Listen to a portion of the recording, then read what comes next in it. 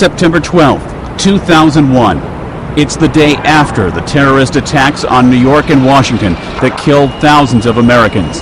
In New York, stunned rescue workers search for bodies in the smoking rubble of the World Trade Center. And in Washington, President George W. Bush condemns the attacks, which also badly damaged the Pentagon, as acts of war. Our country will, however, not be cowed by terrorists. 1943. During World War II, Nazi German paratroopers rescue Benito Mussolini, Italy's deposed dictator. They free him from a hotel in northern Italy where his own government was holding him prisoner. Mussolini rules a Nazi puppet state in the north until he's killed near the war's end in Europe 2 years later. 1960. John F. Kennedy faces critics who question whether being a Catholic should disqualify him for the White House. The Democratic presidential candidate tells a group of Protestant ministers in Houston, "I am not the Catholic candidate for president.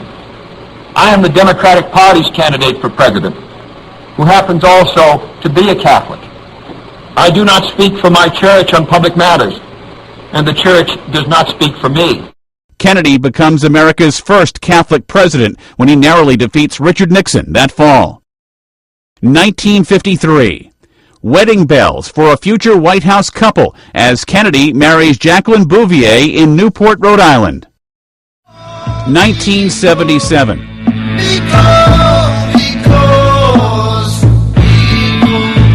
In South Africa, black student leader Steven Biko dies while in police custody.